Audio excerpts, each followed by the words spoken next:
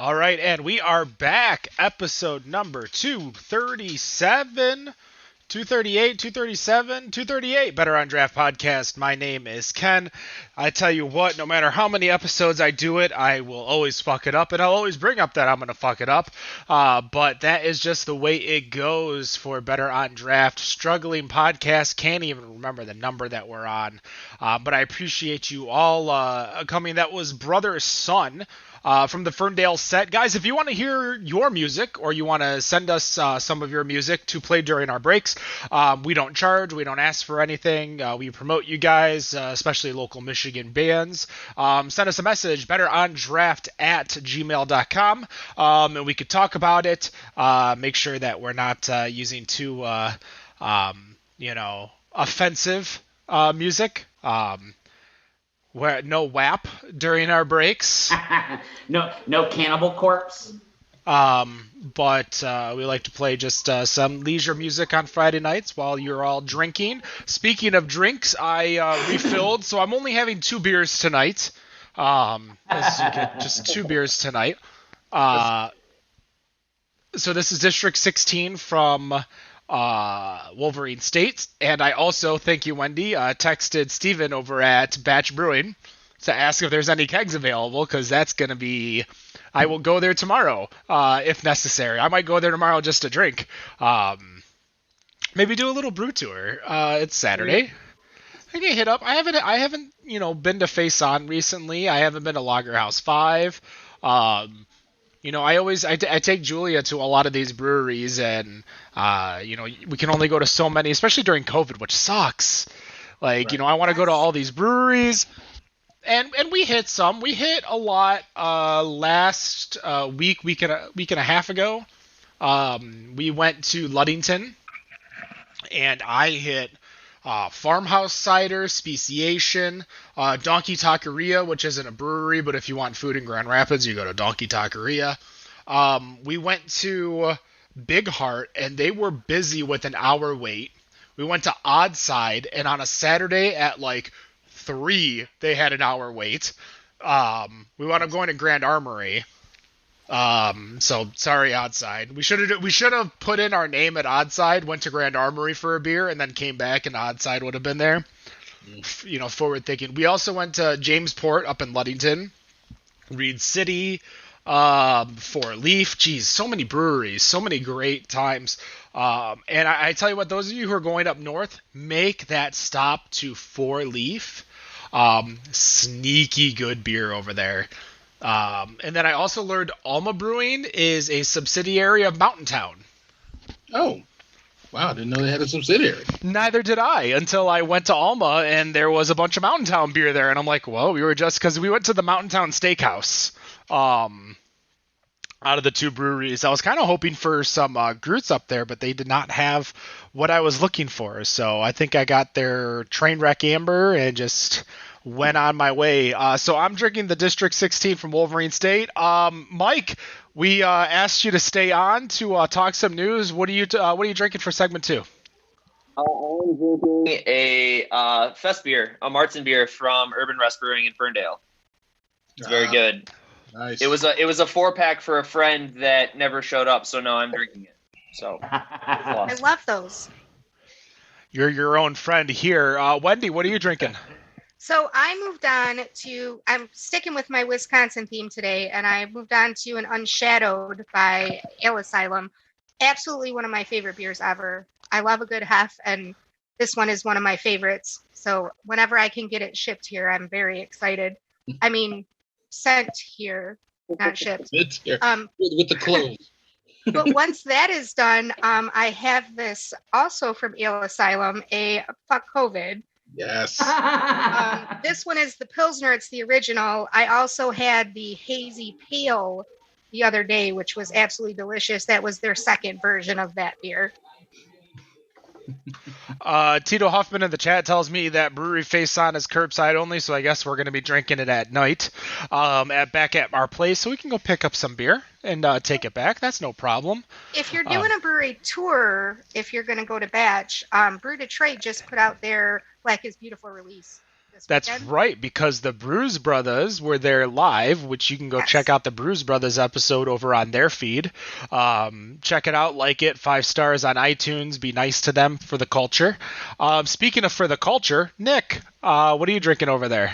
Well, I finished the Black Excellence, and I was sad because I finished it, but because that was one damn good beer. So that beer is in some barrels over at Eastern Market right now, by the way. Oh, so okay. Be prepared for a secondary release. Yeah, that's good. So I just going to be heading later. I think next Juneteenth, aka June 19th, for those who don't know, for next year. So I decided to go the Matt Bush route, but not White Claw, but Truly. It's Truly. Nothing wrong mango. with a little seltzer. My wife's friend who was here for the baby shower and the gender reveal this past Sunday, she stayed last weekend. She killed an entire 12-pack of Trulies by herself, minus one. So this is hers. I had people over last week, and they left a Bon and Vive grapefruit. My girlfriend can't do grapefruit, so I drank it, and I'm like, thank you. By the way, Rocktoberfest is so good. I love Marzens, but I'm always iffy on trying a new Marzen because I don't want to brew. When a brewery does a Marzen, I get scared for a brewery that tries to overdo the Marzen, like a pumpkin spice coffee Marzen or some bullshit. Rocktoberfest was so good. But Rob, just like Roke, your name starts with R-O. What are you drinking? Well, actually, before I say what I'm drinking, to follow with Wendy as far as doing a brewery tour, if you're definitely going to make a stop, shout out to Eastern Market Brewing Company, who is celebrating their 3rd year anniversary of being open. They have a very tasty mango milkshake IPA, which is ridiculous, and there's just no bitterness at all. And I mean, it basically tastes like your ass is going to Sonic and getting a mango slush. It's So really I need to go downtown, is what you're saying. That was Eastern Market was one of the few breweries. Like Face On, I was there day one. Eastern Market, I was there day one because they got their health inspection done the day of Eastern Market at night. Yeah. And so I just walked over there and definitely partied a little bit with them. That was back when they had Hazen over there. Right. I can't believe that they've been open for 3 years. 3 years. That's crazy to me. Yeah. I remember when they came out with the Freep article about them opening up and remodeling that whole facility in downtown, and it's crazy that was 3 years ago. We actually had them on our show 4 years ago as they were in the process of making Eastern Market Brewing. I remember posting 6 times about Eastern Market Brewing in the past week and a half, just because of all the times that we've been talking to them. But yeah, 2016 on whatever this day is, October 7th. So October 7th, 2016, we interviewed them, episode 53 of the Better on Draft podcast. We've had them on a handful of times afterwards, as well as recently, the Bruise Brothers had them on when the axle crash to Ferndale project. That was 2019. Beer Tour guy had them on in 2018 in October. It seems like October is just Eastern Market Brewing Month. Yeah, we'll just call it that now. And as I know, a lot of some of the guys and gals that listen to the podcast, they will jokingly say that I am this unofficial sponsor of Eastern Market Brewing, because not only am I a beer drinker, but I am their trivia host. So that's just kind of how it goes. But actually, to go back to what I am drinking right now, I am drinking the Bottle Logic Basic Math, which is the barley wine with pumpkin, coffee, and seasonal spices, which will then move over to, and actually kind of to explain this real quick, because I am going a bit pumpkin today. This is not my normal thing. Ed, our editor, is working on a piece right now for pumpkin beers, and I thought to myself, I will go back to something that I did a couple years ago where I absolutely hated sours. And we went to the Winter Beer Fest, and I said I went to Drafting Table. I had my one favorite mean vanilla bean, and then the rest of the day I had sours because I just wanted to see what was it about. And to this month right now, basically this is how I'm kind of treating it, is that there's always this thing about pumpkin beers and how we've talked about pumpkin beers and how much, especially with Dan, how much he hates pumpkin beers, that I just figured, all right, you know what? I'm going to try some and let's see what I like. Let's see what I don't like. So after the basic math, I have this one from a brewery in Illinois called Energy City Brewing. It is their pumpkin cheesecake, which is a Berliner Weiss with pumpkin. And I've already had one of these, and this sucker is right now. It's already kind of front runner for beer of the month. So we'll see where that goes. I can't like I've had a pumpkin cheesecake that was a keto pumpkin cheesecake, and it's just even then it's too sweet for me, and it's not even real sugar. Like it's just so weird. I don't understand people who like sweets. I mean, as one who makes a pumpkin bourbon cheesecake, it tastes very close to a cheesecake, and as I said in a post that I put on Facebook, it doesn't taste like that fake ass no bake cheesecake that somebody just threw pumpkin in. It's a pretty decent beer. Can I ask you guys a question? I'm going to, but let's just preface it with let me ask. I mean, you could just refuse to answer it, I guess. So Rob had posted in our little group chat that we have about shower beers. I've never had a shower beer. I've never drank in the shower. I've drank post shower. I always have when I was younger, to make myself feel better about my alcohol drinking. I always had the rule of I could never drink before I took a shower or I was up for 2 hours. Those are my two rules. Like either a shower or up for 2 hours. Once I'm up for 2 hours, it's okay to drink. If I take a shower, then I'm good to go. And I'm a morning shower person, so usually when I wake up, I'm taking a shower right away, so that 2 hours never hits. But for you guys, I mean, Nick, you had your finger up. Do you shower beer? I don't, but I have. And when I was in college, before a frat party, everyone would get going, pre-game, pre-drink, before you open the doors and let, Were you drinking whatever was in the keg or something that you had in the fridge? It depended. I think it just had a lot of stuff in the fridge, like the mini fridge or the fridge downstairs that no one else has access to. I would go down, grab a beer, go back upstairs, drink, say it's time to hop in the shower, have my beer, get ready, and then you drink during the party. Come on. Wendy's a big fan of shower beers. I'm a big fan. My favorite shower beer ever actually was I was in Atlanta visiting a friend, and she had to work, so I went and hiked on my own. And one of the signs on my hike had been removed.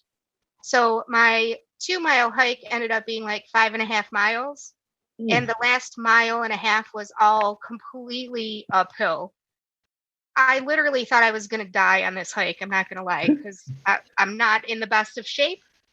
The one thing I like to do to exercise is hiking. You get out there, it's beautiful. You're in nature, whatever. By the time I got back to her house, it was the best shower beer I'd ever had. It was amazing. And so shower beers I think they need to be like, it's got to be a yellow beer, and it's got to be nice and cold in the hot shower in order for it to be effective. Agreed. That's my personal opinion. Yeah. I think for me, I think shower beers and lawnmower beers are the same thing. So I'm with Ken in the sense of I've never had a shower beer, but I think I get it in the sense of it's almost therapeutic for people to just or a reward in your case, Wendy, you just I earned this beer. So I've never done it personally, but I think I get it for people. I don't. I don't. That's the thing. It's just as you said that, as far as a reward, I'm kind of thinking I shouldn't give myself a reward of a beer while I'm trying to clean myself. Hey, I just washed myself for the day. I deserve a beer while I do it. Let's put it this way, though. I wasn't planning on getting out of that shower anytime soon, because every part of my body hurt. The last 1.5 miles was all uphill. I mean, if I guess I don't know. It feels like you're drinking a beer under hot rain, and I don't get it. I honestly I don't. And I see the pictures on Instagram. I see the articles where people do that. I guess I just kind of feel for myself personally. I don't see a place where it belongs in the shower. There's two moods for me when I'm in the shower: clean and done, or I'm in there to kind of like mellow out and relax. And it's like for me, like drinking a beer when you're mellowing out. No, like I just want to keep my head down and breathe and just like let the heat and the steam go over me. It's the same as the reason like I never like would have it in a sauna. Like it just and that's another thing because it's so refreshing. You've got the hot water coming down, and then you see. And that's the thing is that it depends on the person, because I'm not the type of person where I have the hot water on the entire time I take a shower. I only have the hot water on for basically the first 2 minutes, and from that point on, it's all cold. So I don't. I mean, unless there's some sort of weird science behind it that, it's supposed to, make me feel more invigorating while I'm drinking a beer. Even then, I don't see it. So for me, this all started when I instituted the shower rule.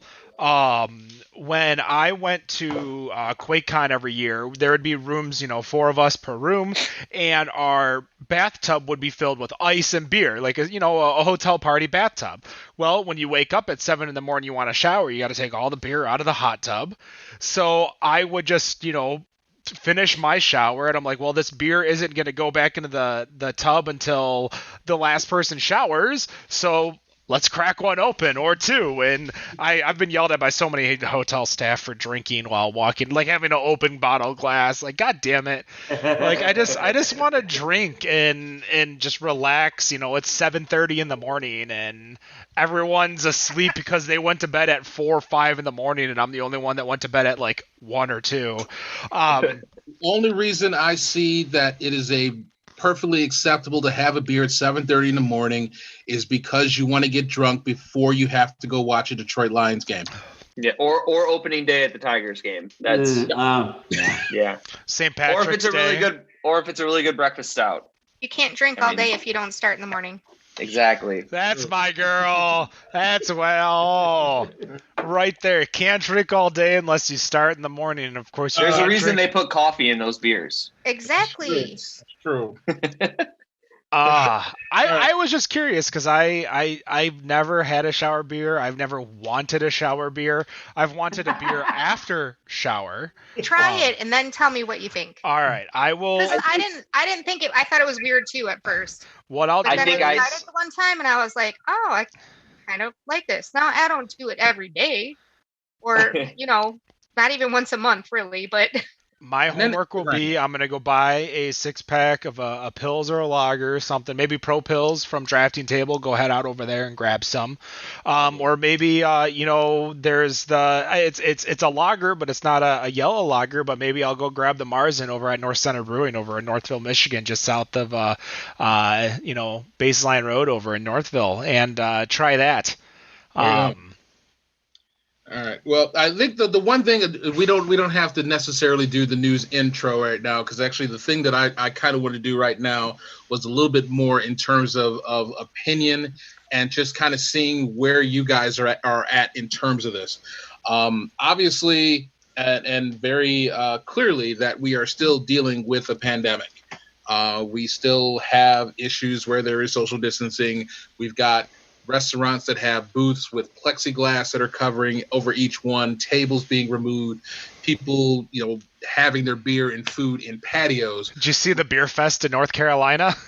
I did see that. I saw that. And then I think, didn't they say that they're getting ready? Was that the one that's saying that they're going to be testing people at the door or something? No, like that? this already happened. Oh, okay. Yeah, and it was at a pretty big brewery out in North Carolina, and I'm bringing up the name of Old Mecklenburg Brewery, OMB. And they had thousands of people, very few masks, very little social distancing, and they definitely had COVID there. I wouldn't Yeah. doubt it. And I guess that kind of brings me to what I'm thinking about is that we had brought up batch, and shout out to Kuma. I ran into Kuma on Wednesday after I was hosting trivia that night, and we were talking about everything that is going on right now and how everything is us being in Michigan. It's very clear that we're about to leave spring summer / construction season and go straight into winter, and that's going to make it very difficult for a lot of these breweries to be able to continue the level of business they have right now, despite the fact that it's not even the true level that they're used to from last year. That we're getting to a point where a place like Eastern Market Brewing, who has an entire block closed so that they can have tables outside, are going to get to a point where it's going to be too cold, where we're going to have inclement weather, where people are not going to be able to sit outside. And they're not the type of place that has enough room that is going to fit, I don't know, maybe even half of the people that I had outside on Wednesday. We're getting to those cold months where it's been great, but now we're running out. We're running out of time. And while as a state we're adapting to what's going on with the virus and the science behind everything and how these breweries, bars, brew pubs are being able to survive, but I feel like we're getting ready to hit a wall. And I'm not sure what we do from this point. When we get to November, December, January, February, what do you see, I guess, as all of you guys, as a collective, what do you see as a potential solution that can hopefully get all of the, I know all of the businesses are not going to make it, but to maximize the number of businesses that can get through these winter months, what can we do? Go ahead, Ken. You first. One, we need to go back to what we were doing in March, April, May with takeout, making sure you're tipping, supporting. I'm doing my best. If there's no non-political. There's a lot of political things that I wish I could say, but we have rules and regulations that we follow here on Better on Draft. We're going to keep it that way. Just understand that I think our government could do more. End sentence. With that in mind, I don't know if you guys are as doom and gloom as me, but having been in the industry, seeing the future of what's going to happen, what will happen, I foresee easily 100 breweries closing before October 9th, 2021. Shit. That's a number I was not expecting. Yeah, that's pretty big. That is big, and we're over 400, I think, in the state right now. Not including breweries that are upcoming. There's still breweries that are looking to open, breweries that just opened, like Loaded Dice. I think the number is going to be 100. The breweries that I think will survive are if it was a brewery that was in a destination town that survived over the summer and the winter really doesn't matter to them. So the breweries that are, up and around the UP that are in distro. Over where you were in Saugatuck, all those places. Yeah, if they survived, they might need it to end before next summer, or they need things doing better. But I will, I don't want to say confidently say, because I want everyone to succeed. I don't want anyone to close. Like, this isn't me being, Debbie Downer, shitty outlook, but in the same sense, there's a reason why I don't work for Toast anymore. And it ain't because the restaurant industry is doing good. It's because they saw the writing on the wall. And if I'm looking at right now, I'm bringing up mibeermap.com, guys. I am making an app. If you want to be in the beta, go to mibeermap.com, sign up for the beta. we've got, with seating, if this is as up to date as Bill Carney says it is, which I believe, 389 breweries that are open, another 16 that are production only, which brings us to a total of 405 breweries, and then another 53 upcoming. That is not necessarily what the upcoming will be on the map. I need to do a little bit of work on that. But yeah, like there's going to be more closures. I think breweries that are in mid-tier production will be able to survive, but the restaurant part of it might be closed for a while. I was talking to a brewery and they were talking about how, when the patio closes, there's no way they can make payroll to keep the brewery open at 50%. What happens in 3 months, 2 months, if they increase it to 60%, 70% and they can open, it's who knows? Who knows? But as the NFL bubble is crashing on us right now with I think there's a forfeit that just happened. And another. If it's anybody, it's the Titans. I'll take as of right now, I think the Titans are scheduled to the most current game is scheduled to play Tuesday.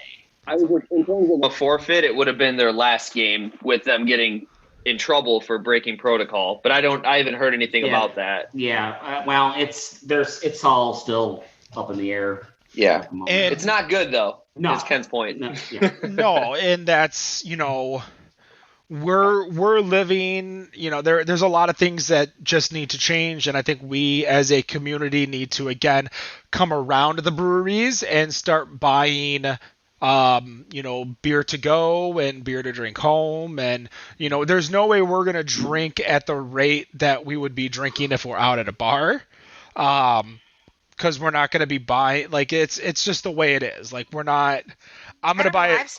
I spent more during the shutdown buying takeout than I did, because I would get more to come home than I would drink when I was there.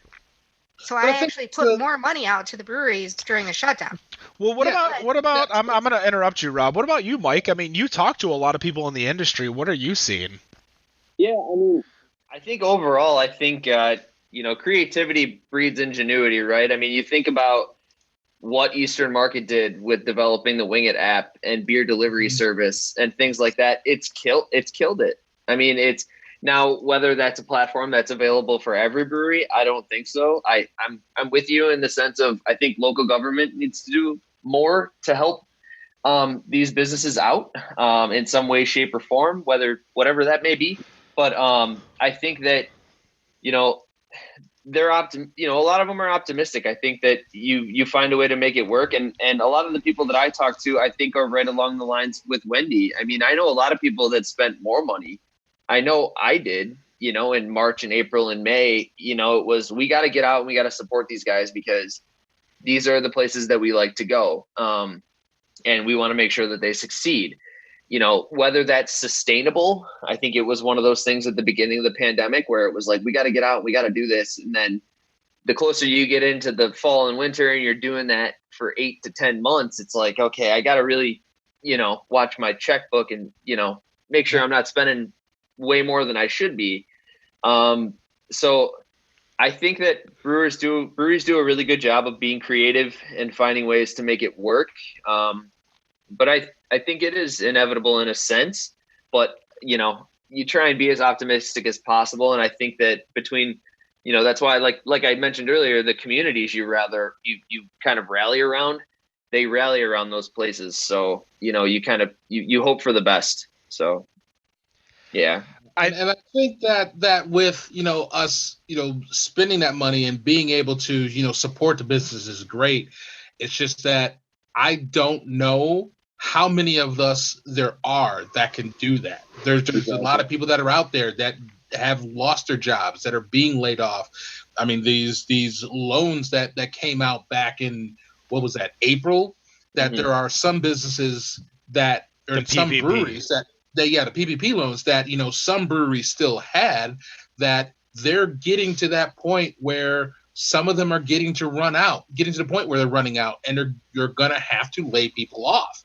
And just to stay in business. And it makes me feel like there's not enough of us to be able to support the breweries enough that is going to, like, that goes to your number, Ken, where we could be looking at that 100 that is going to just fall out of existence. And it hurts. It sucks. And here's what a lot of people don't understand is that, yes, a lot of these breweries are going to close. Yes, a lot, and breweries and restaurants. Let's be honest and talk about restaurants too. Yeah.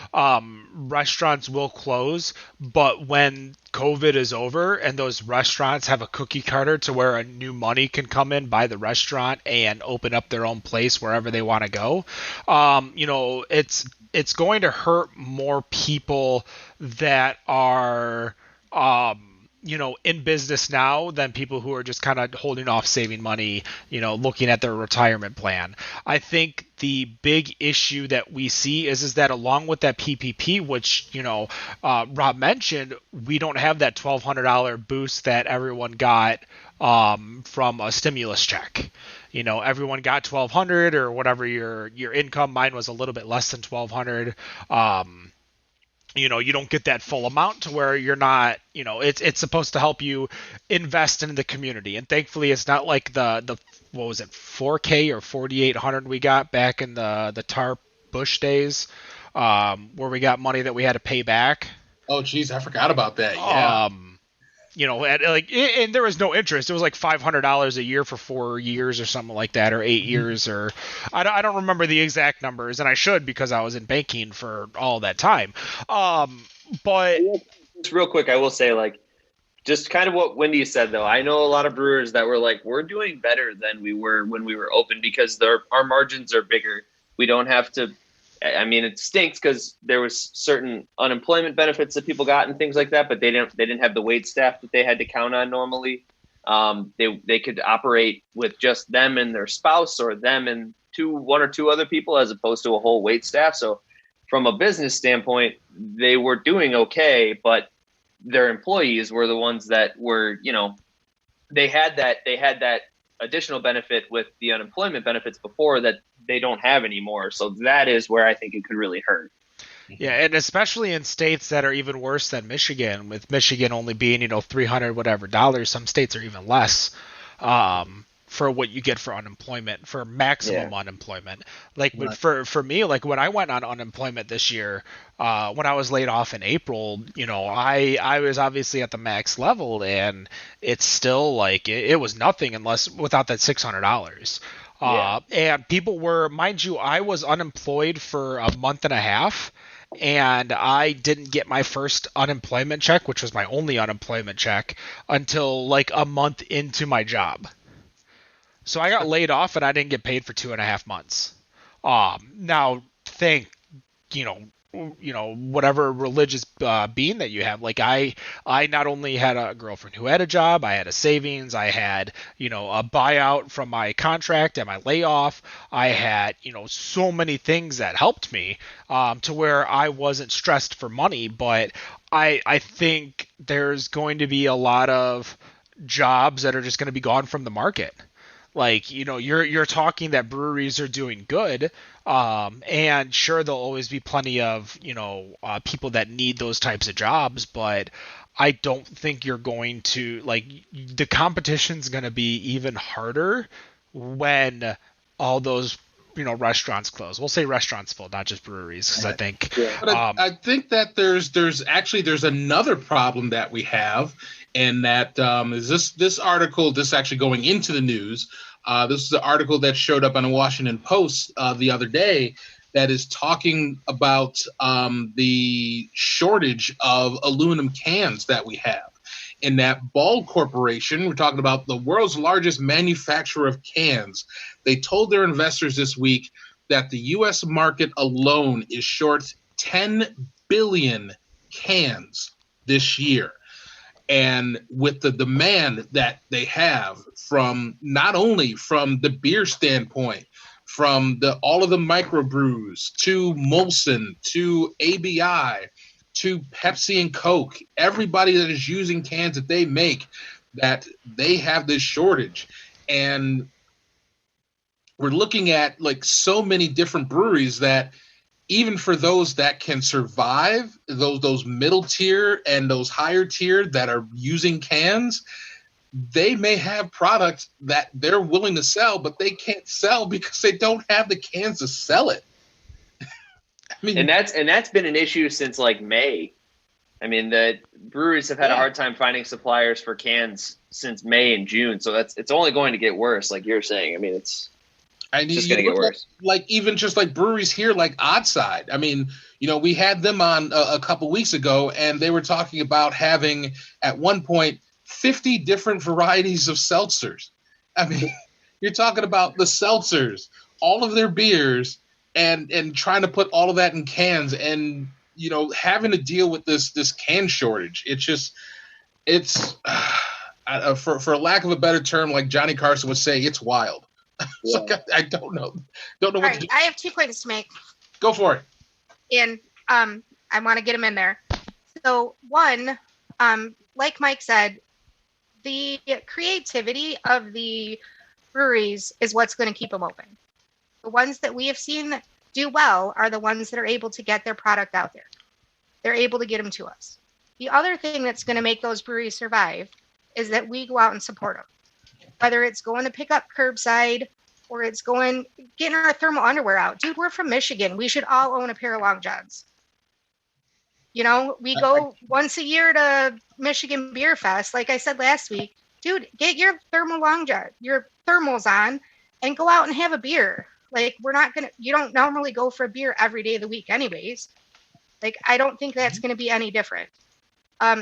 I wanted to point out something, though, that has kind of been bothering me for the last week or two as I drive to work, and that every single business I pass from my house to work is hiring. Mm-hmm. So everybody is talking about how people don't have jobs, but there's all these companies out there that are hiring. Why are there so many people that aren't working right now? That's my question. I mean, that $600 was pretty damned enticing in the beginning. Yeah. It just kind of now it's ran out. So But we're not getting it anymore. we're not getting it anymore. And I never got it because I had to go to work every day. Right. Well, you said we're not getting it anymore, but those signs are still there.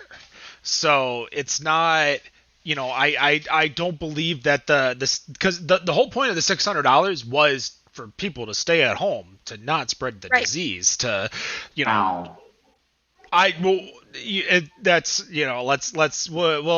put a kibosh on that because I feel like that'll go further. Yeah, well, yeah, no, I know. But I mean, if I could say, just today I went to Little Caesars and they were doing job interviews at Little Caesars. If you did an interview, you got a free hot and ready. That's how desperate people are right now. Every place. What location was that at? The 24 Mile and Hayes one in Shelby Township. I don't know. I'd be in for a. I mean, pizza's only a $1 to make, so like the cost of how much money you make on pizza is ridiculous. I know, but if you're trying to get people in the door just to get them interviewed, and you're offering a hot and ready, I mean, we're in trouble. But for me, to get back to Real Bear's point and kind of what Wendy said, like, brewers are creative. I mean, they'll find a way to make it work the best way that they know how, and with this market and with the industry that they're already in, they have to constantly be evolving. So it's just another domino for them that they have to figure out how to find their way around. I do think, though, that there are a lot of companies, point-of-sale companies like Arrived, that are doing really well with innovating during the time of COVID to prepare themselves for what winter will bring.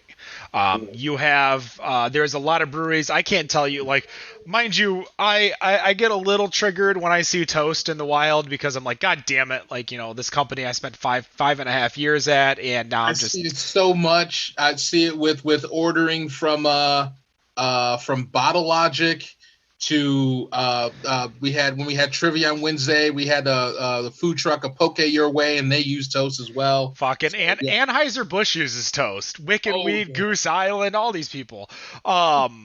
it's annoying, but again, here they are where I can literally take a snapshot from my phone of the receipt and pay by phone as if I was paying online. Like those innovations, those changes to where, not everyone's NFC ready. Not everyone is ready to pop up NFC to where if I could pay by my phone without NFC, that's perfect.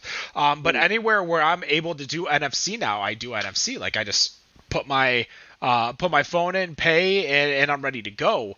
And with restaurants, one of the hardest things is that if you don't have that funnel to go, like a ram's horn, where there's one cashier and a bunch of waitresses, so like everyone funnels to the cashier when they're leaving, they don't take it and run the card or anything. I'm trying to think of what's that big? So much. What's that? I miss Ramshorn so much. Oh, I can't. So good. I can't tell you how many nights I've spent at Ramshorn. Too many.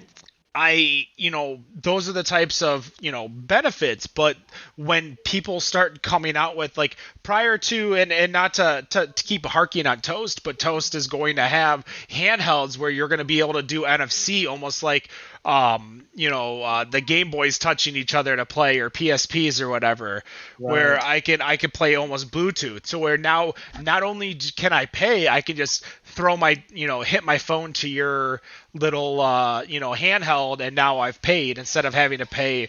And the big thing too is what sucks for a lot of these places.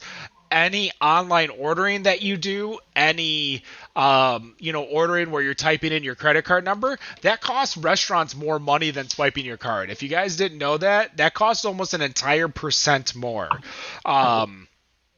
So if there is a way, present your card, chip your card, run your card, NFC. NFC is just the same as showing, using your card. It's not the same as digital, or pay cash.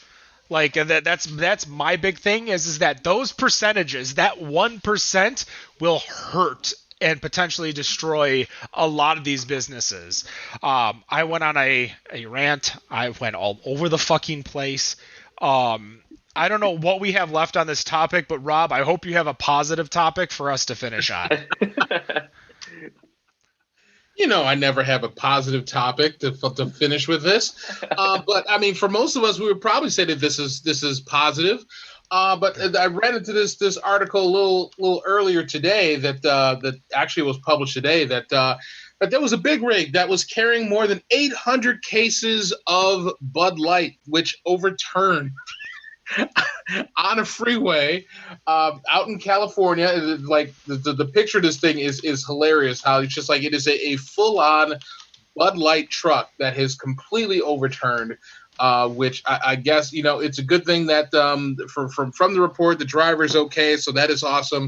But as far as Bud Light is concerned, it can kind of stay overturned for as much as I'm concerned. And I'm not a fan of that beer. But pretty much kind of closed the freeway. They got it turned over, and everybody's okay. So it's good. It's good.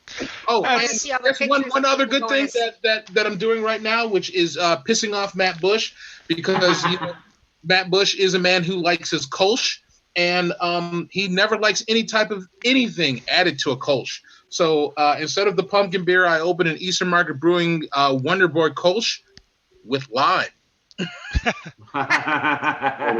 So shut up, Matt Bush. I tell you what, that's like 19,000 cans or bottles of beer, and that's still sad. That's alcohol. I'll make the regular joke. It's barely alcohol. It's pretty much water. I mean, I want to see the pictures of the people going to help clean it up. I mean, I would help clean it up. I'd be like, all right, let's go. Oh, what's the, like drinking off the line? Like, oh, the bottle was open. Don't worry about it. I mean, from the pictures that are in there, everything still stayed contained in the truck. So they had to open up the truck to obviously get some of the beer out of there to make it easier to put it back. Flip back over. Yeah. I can only imagine what 800 cases of beer weighs. Yeah, the picture in here, it's like Bud Light, Bud. I see some So is that Mick Ultra? I think I see some Mick Ultra that's in there as well. There's a lot in there. Just hey. So it's That was my 20. first beer. I was like 12 was Mick Ultra. It's for a case of cans. It's 20 You pounds. just made me feel really old. So it'd literally be basically a ton of beer. Oh my gosh. I mean, it's 1,600 pounds. It's and if there's like 30 or 24 pack of bottles is 36 pounds. So we can easily, if it's cans, bottles, and whatever, it's a ton of beer. Literally a ton of beer. God, I am. Nick's gonna be the papa, and I'm making all the dad jokes. Don't worry, Nick. I'll train you on proper dadisms. Well, Rob, I guess that's the article. Thank you so much for finishing that. BetterOnDraft.com, BetterOnDraft.tv, Friday nights, 7 p.m. Once again, going through our calendar, I know we kind of talked about it. Next week, we got Pigeon Hill Brewing. The week after that, Jester King. 10:30, we might take the week off. But 11:06, we got Rheingeist. 11:12, which is going to be a Thursday episode. We're going to get drunk on a Thursday because we got the Goose Island Bourbon County episode. 11:13, because we want to keep drinking with bourbon, we got the Griffin Claw Flying Buffalo episode. Oh boy. And at 11:20, we got Joe Short bringing out the guns. If you've never seen Joe Short, he's got guns. Guns Bam. in the stash. For November 20th, Black Friday, we don't have any guests quite yet, but that brings us all the way to episode 245, which is so far away. Guys, thank you so much. Mike, thanks so much for joining us for the second segment. Yeah. I kind of felt like, since the wife was out of town, you could stay and play. We Yeah, also absolutely. keep you out of trouble. That's what we were doing for your wife. Well, I really appreciate you guys having me on, and it's cool to come on and represent Hop Alliance. I can talk about hops all day long. It feels like it's been a year in the making too, because I think we were scheduling you right before COVID, and then COVID hit, and you were one of the many scheduled. We had plenty of people scheduled right before COVID hit, including Ellison. But definitely, guys, check us out. BetterOnDraft.com, BetterOnDraft on Facebook, Instagram, Twitter. BOD Podcast, BODPODCAST on Untapped to find out everything that we drank tonight, as well as BOD Podcast on Twitch.tv. The Michigan Brewery Map app is going to be entering the Android beta here in a week or so. If you want to sign up for the beta, go to mibeermap.com and sign up for the beta. You can also see our actual map, the current map. And if you follow michigan.brewery.map.app on Instagram, so Michigan, if you just search Michigan Brewery Map app, you'll find it. On Instagram, you're going to start seeing what it's going to look like. I am so excited for it, especially because there is upcoming competition, and they don't know what they're doing, so it's going to be an easy sell. If you're a brewery and you want to advertise on the Brewery Map app, reach out to us, betterondraft@gmail.com. We'll be reaching out to you, of course. We're going to be selling limited advertisements for the first 6 months to kind of get this stuff going. Mike, Michigan Hops Alliance. Again, we'll have your IG in the chat. You said something Italian. I don't remember it. But I appreciate it. Guys, fucking what a hell of a week. I'm so glad to spend my Friday nights with you. So thank you so much. Dan will be back next week. And no matter what you think of your beer, we think it's...